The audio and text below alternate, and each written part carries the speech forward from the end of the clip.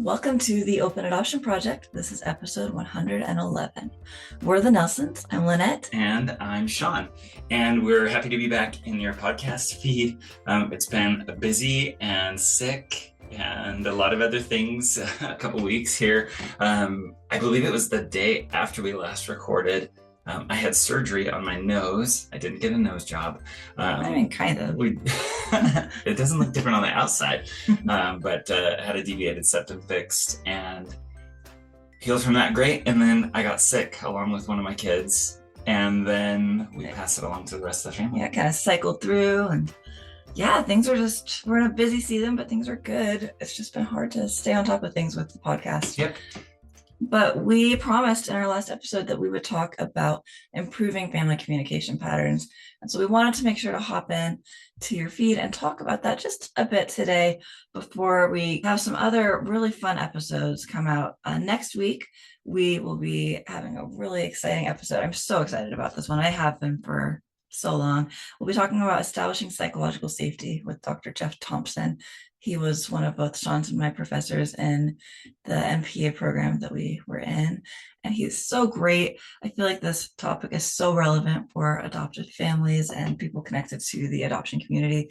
It's just phenomenal. It was fun to chat with him. He has so many great insights about just connection and relationships and listening. Communication. There was just a really good conversation. So we're looking forward to sharing that with you.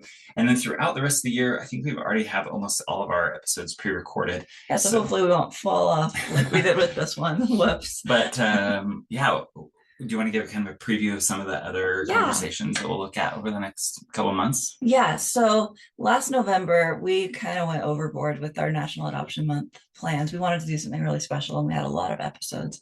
This year we had to step back and make it a little more simple, but I'm excited. We're doing a kind of book club for National Adoption Month, where we'll have episodes where we're talking with adoptees about different books that are connected to adoption, right? Like we'll be talking with adoptees about books like Far from the Tree, The Girls Who Went Away, The Orphan Train, and we're really looking forward to hearing from some of these people and learning about some of these books. So if you want to put any of those books on your library queue and start reading them now.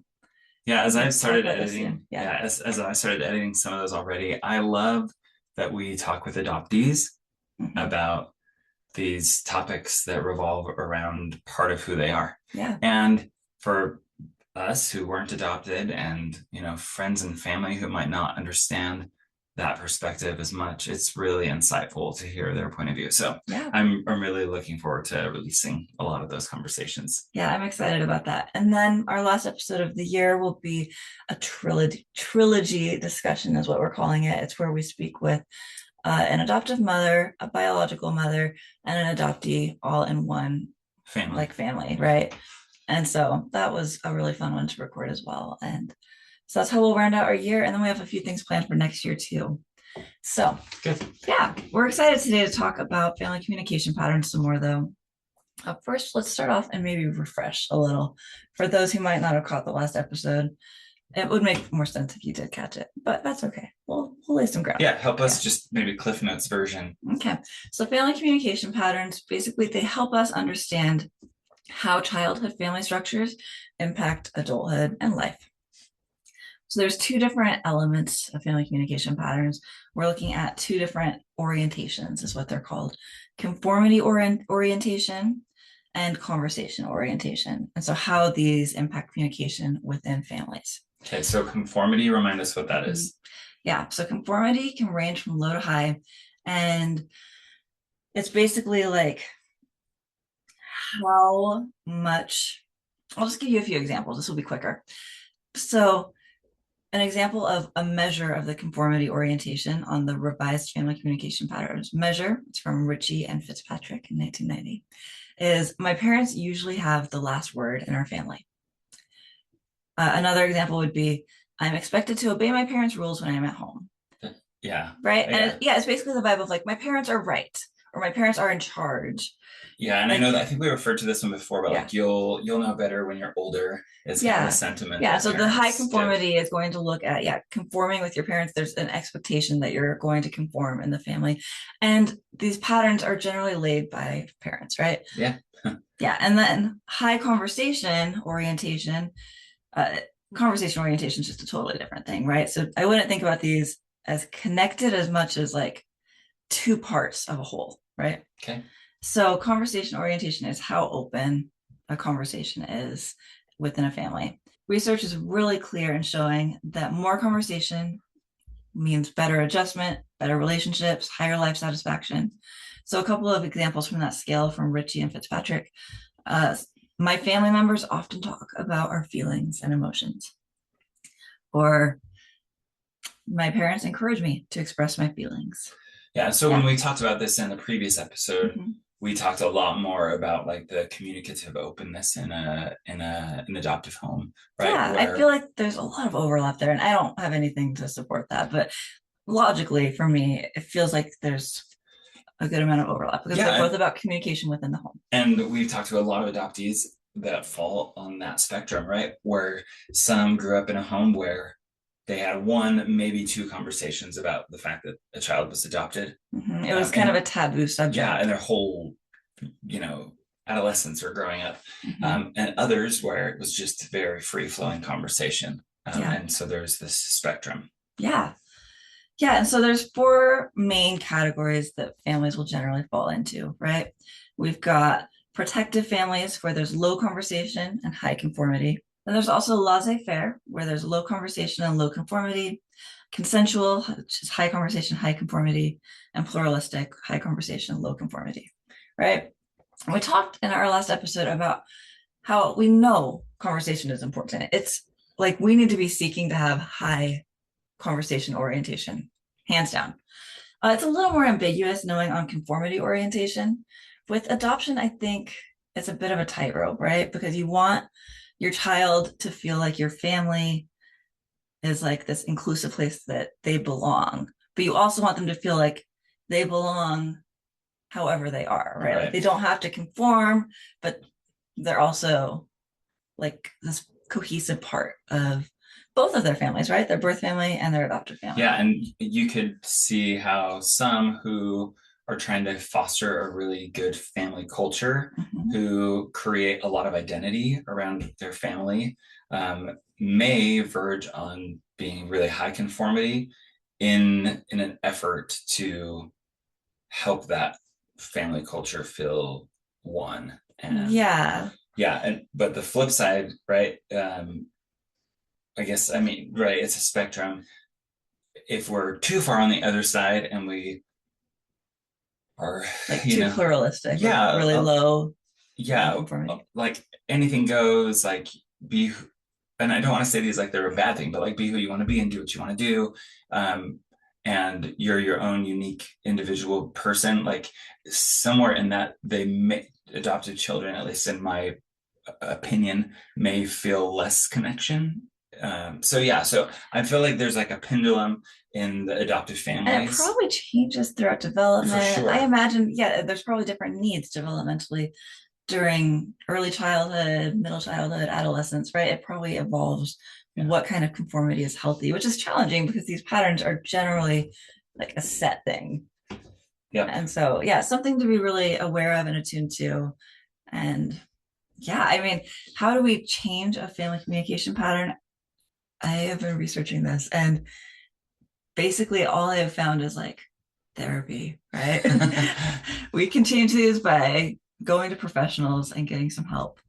But I feel like families do evolve and communication patterns within families do evolve. And so I think this is something very doable. It's just maybe a little bit more of an abstract conversation that we're going to be focusing on today. So last time we talked a lot about how families might not fall firmly into one category, right? Like I feel like our family is somewhere on the line between pluralistic and what is the other one? Consensual, right? I think we're somewhere between there. Like Sean and I both took this quiz that I think we included in the show notes about where our family would fall. And I think for me, I was like, we were both high on conversation, but in conformity, I was like on the border of pluralistic, like right between being in pluralistic and consensual. But I was pluralistic, and then Sean was consensual, just barely by one, right? And so I think a lot of families probably fall kind of in both camps, right? Like they can be, and maybe different days and different circumstances can just bring out different aspects of family communication patterns for us. So last time, Sean, I remember you were talking about how your family growing up, you thought were probably lower on the conversation end of the spectrum. And then conformity, what do you think that depended on? What shaped how conformity was in your family? Yeah. So, I mean, trying to remember really specific things, especially for me, is challenging from my childhood. But I would say that we had a lot of conformity in our home. Like there were rules and unspoken rules that were expected to be met. And we didn't really talk about much. For example, I mean, so one example of something that was really high conformity was my sister and I had to get like perfect grades in school. And that was it. Only later that I find out it was because of my dad's personal educational experiences that we weren't aware of, and that he wanted better for us than he had experienced. But we never talked about that, like in the moment, right? Yeah. But this was the law. You follow the law, and that's just what we do as a family. But there wasn't really the conversation about that. Interesting. Yeah. I feel like my family was probably on the lower end of conversation as well. Maybe closer to the middle, but probably lower. And then with conformity, I feel like it depended, right? If we were talking about religiosity and like church, then it was a high conformity family, right? There was not any room to disagree with my parents religiously. But other things like grades, school, how we dressed, I don't feel like that mattered as much. And so there was more pluralistic family communication patterns there. And so I don't know if other families are like that, where it might kind of vary depending on what we're talking about. Yeah. Yeah. Interesting though. And so as I've been studying about how we can help our families become better connected, I keep coming back to what's called family systems theory. I learned about it in school a few months ago, and it is really interesting. So basically, family systems theory focuses on how families and family members interact with each other and their environment. And it's like a system, right? This was developed by Dr. Bowen in the 50s. And it's the idea that families are these complex systems. Every member has a role and a purpose, and what one person does is going to impact the whole family, right? Yeah. It's like a system. Like think of lots of cogs. We can't all exist independently without influencing the other people that are living in the same home or in the same family. Yeah. And so following a lot of the principles of healthy family systems, I think can improve our family communication patterns. So a few of those would be being connected, right? Having communication, open communication. Talked about this a lot. Yeah, always a good thing. Another one is support, right? Yeah. And that's in a lot of different ways, but showing love and showing care, helping each other and supporting each other is really important for connectedness. Yeah. Another one is security. Healthy families provide a sense of security and belonging. And so I feel like that helps us kind of put in perspective how conformity might look as well, right? We're trying to find that balance. Well, and I think about all three of those things: communication, support, and security, how they all are intertwined as well, right? Like if I feel support, then you'll feel secure. Yeah, and you'll then be able to communicate, right? I love that. Yeah. They all build on one another. So if we're striving for connectedness in our home, those principles are really important, that we strive to have clear, open communication, that we support one another by loving and caring for each other, and that we help our children help each other feel a sense of security and belonging. I love that. Yeah. Another important aspect of healthy family systems would be transparency. That would involve being respectful to each other and to others' boundaries, privacy, opinions. It'd involve expectations. Families that are healthy set clear and consistent expectations and rules. There's mutual respect. And then additionally, there'd be a healthy kind of conflict management. Instead of like gaslighting or ignoring someone when you're mad at them and not speaking to them for however long. You address conflict in a healthy way. So transparency, we're respectful, we set clear expectations, and we have good conflict management skills. Yeah, exactly. All right. And then additionally, we want to be flexible. So healthy family systems, there's got to be some grace and some forgiveness and also an element of playfulness. Families shouldn't just be these rigid systems like a work system, right? It's such an essential part of who people are.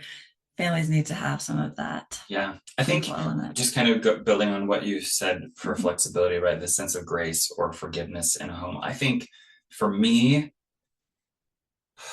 I'm pretty stubborn in some ways, but I think for me, one really important thing that I do, and I feel like is a really important experience to have, is when I've messed up, when I've got frustrated at one of our kids or when I've yelled or something like that, that I take them and sit down with them and, talk to them and like admit that, hey, the way I handled this is not the way that I want to be a dad. Mm-hmm. And I'm not perfect. Yeah. And just helping them see too, like, hey, you know what?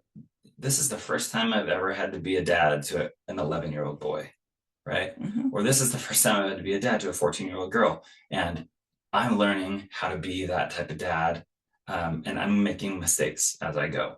But if you can forgive me, and I'm going to forgive you for my mistakes, because I know this is the first time you've been an 11-year-old boy, or the first time you've been a 14-year-old girl, right? Or whatever it is in our family, right? Those conversations are really important. Yeah, I love that, because I feel like that is a shift generationally. I love this shift where, as parents, it's not a taboo or like a sign of weakness to admit our imperfections and to try to be open with our kids about, hey, I messed up. I hope you can forgive me. I'm going to try to do better. Because, I don't feel like I saw that growing up. I mean, not just with my parents, but like with anyone I knew. I'm sure there were some families, but it's just been a cultural shift. And I love it so much. I think it helps build those healthy connections. Well, and going back to like when we were talking about conformity, right? One of the feelings or one of the statements that someone might say in a really high conformity environment is that, my parents know everything. My parents are not wrong. And so taking time to seek forgiveness, ask for some grace, be truthful and transparent and honest in the way that you're talking about how you're parenting, that improves your communication. That's going to help them in their security. They're going to feel more security. I think they'll feel a little bit more respect toward you as a parent as well. And it kind of sets the expectation for them to be open and talk about the mistakes that they make. And if we can come to this place where we're all open talking about things, it's going to help so much of our family. I love that. Yeah. So beyond family systems theory, we also have a list of a few other ways that we feel like we can improve family connections and family communication patterns. So first off, active listening. Yeah. We'll be talking about that so much next week. That in the next episode. So I wonder if we I can skip over that. But it's an important one though. Yeah. You'll hear us refer to level 1 and level 2 listening. Mm-hmm. That's a great little plug. That's your hook to listen to the next episode. All right. Also, we want to create family rituals. Bonding rituals can help strengthen family relationships. They also help with family resiliency and emotional health. Yeah. What would you say are some of our family rituals? For me, I think of like traditions, right? Like Halloween, we decorate sugar cookies. It's like something we do every Halloween. It reminds me of my grandma. Christmas, our family always goes to the Festival of Lights. The kids love this opportunity. It's like a little drive-through park with Christmas lights and decorations, and the kids love it because they can unbuckle and like stand up with their heads out the sunroof. And it's just like a nice, sweet tradition. And then we always have milkshakes afterwards. Yeah, I think of birthdays in our home. This is actually the eve of a birthday at the time of our recording. We always decorate the house kind of similarly, like with streamers in our But we kitchen. Always do it after the kids are in bed, which is funny if they get older. I don't know if we need to do that, but It's a ritual and they love it. We've talked about stopping with our older kids and they're like, no, no, no. But yeah, the way the streamers and balloons and gifts are put out, it like matches every year, and it just feels like, yeah, this is a ritual in our family. That's true. I love that one. What about any more like meaningful or deep rituals? I mean, the next one I was thinking of might not be meaningful and deep, but we like traveling together. I do think we've made a lot of memories just like sitting in the car, driving on long road trips and talking after reading. We like to do audiobooks and talking about after a really sad audiobook. I think last trip we read The Watsons Go to Birmingham. Because we went to Birmingham. Yep. We're so clever, I know. But we talked about racism and we talked about some of these challenging aspects and had really good conversations with our kids about how racism has existed, how it persists and continues to exist, how we can combat that. So yeah, I feel like family rituals can be such a huge thing. And there's a lot of things we probably don't realize that are family rituals, right? Well, I think I just thought of another one, and this is very ritualistic, and I think it stemmed from like bedtime routine, but for each of our kids, we have like a song, a different song that we sing to them at night when we're like tucking everybody in. And even our older kids, like 9, 11, and 14, or 13, 14, they still want us to sing their songs. So they're still not too cool for that. But I imagine we'll get there, but at some point. But it's really sweet. Yeah, that's a part of our ritual. family culture. Yeah, and this next one I feel like is similar to a ritual, eating meals together, right? Yeah. We hear this all the time. There are so many studies that show that eating meals together can help reinforce family communication. And so even if you can't do it every night, choose nights when you can and just try to focus on being together without screens and electronics around the table. Yeah. And asking questions that help them reflect on experiences they've had, whether it's that day. It's kind of funny right now. Our youngest right now, every time I ask him, what did you learn at school? And he said, I don't know, but I had fun. Every day. It's okay. He's 4. He's 4. It's great. It was preschool. It's great. But we strive to eat dinner together every day. And that's probably going to change as our kids keep getting older. I feel like we're kind of in this naive state right now, right before our kids are like getting super busy with stuff. But yeah, we are in this stage right now where we're able to do that every day. We have a lot of scheduled family time too, which is another thing we thought of for our list. Scheduled family time. On Friday nights, we have family fun night. And our plan has always been to let the kids start inviting friends over when they want to for that. But so far they haven't wanted to. It's been like a special family night. Homemade pizza. Yeah, we try to have a dinner that's like more fun. I don't try to get the kids to eat salmon or asparagus on Friday nights. So pizza. But we'll do games, movies, treats. It's a fun night. I look forward to Friday nights too, actually. Another thing we thought about is to make sure that we allow one-on-one time. Daddy-daughter dates, mom and son dates, those type of things. Mom-daughter, get some one-on-one time with each of our kids. And then also making sure that if there's a situation that arises or a problem or a challenge, instead of attacking each other, we address the problem, right? And making sure that we always remember that that our family relationships are more important, of the utmost importance. Well, it makes me think of the one-on-one time. So one of our sons right now is going to run a half marathon next week, which makes his runner dad really happy. And we've been training together, and I mean, I've spent a lot of one-on-one time with him over the last many weeks, even months. And sometimes we go on a run and we have really meaningless conversation, but we're together. And sometimes we have really deep conversations. I guess it kind of depends on how fast we're running and how much we want to talk. But that has helped us work through a lot of problems too. And something about going on a walk or running together with this forward motion, like mirroring progression in a relationship, has been really good. Oh, look at you. That's very poetic. I love it. All right. And just again, along with making sure that we're addressing situations and problems in a healthy way, seeking to be assertive, but not aggressive and confrontational. All right. So we created a little exercise that we thought would help families evaluate their communication patterns and work on improving them. Awesome. So there's 3 steps to this exercise. Okay. So first, with your partner, you determine which family communication pattern you think you most align with in your family. And so as you do that, you want to talk about what the strengths and weaknesses are of where you are currently. So you're talking about, like, are you a laissez-faire family? Are you a pluralistic or a consensual or a protective family? All right, so evaluate that together. And then you want to discuss which combination of conversation and conformity your kids probably need, right? Like, look at it more from what do you think would be appropriate for your child or your children, thinking about their ages, their needs, and think like, are we in a spot where we are meeting our kids' needs with our current family communication pattern? Yeah. Okay. And then finally, with your partner, and if your kids, if they're old enough and it's an age appropriate thing for them, plan time for family interactions and take steps to find and strike the right balance of conversation and conformity in your home. Yeah, I think for me, this activity just helps us be more intentional about what we're doing. I think it's easy to get into kind of a rut or almost complacent, like this is just how we've done things for so long that we're not really intentional about how we're doing things.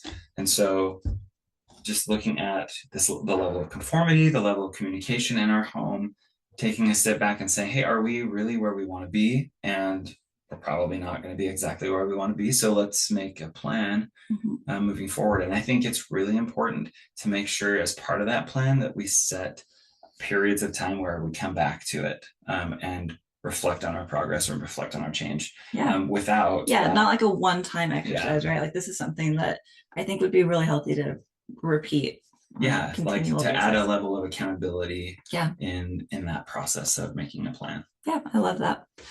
I mean, and I don't want this to feel like a chore, right? Where it's like, oh, my family is so messed up and I have so much to do, because all of us have families where there's room for improvement. Absolutely.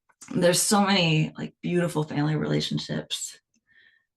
And just because you're not in a perfect family, because you're a human, it doesn't take away from that beauty. And so I feel like just remembering like there are so many good things already, but just trying to enhance that in a child-focused way where you're trying to think of how you can better meet your child's needs. Awesome. Well, thank you so much for sharing a little bit about what you've been learning in your PhD program. It's been really fun for me because I know you have hours and hours of research that you're doing along with classes, and it's not easy to communicate or share even in our day-to-day, like all the things that you're learning. Even as I talk about how important communication is, it's true. It's a double-edged sword. It's really tricky. Well, you communicate about things that are really important with our family and those things. Not always, but thank you. But yeah, we hope that this episode has helped you think about the way that your family structure is kind of functioning right now, thinking about different ways that you can improve relationships and connection with others in your family, and take some initiative to act in ways that could improve communication and overall just satisfaction in your family situation. Awesome. Yeah. Thanks so much for listening to this episode and for being here with us on the podcast. Thanks so much for listening to this episode of the Open Adoption Project.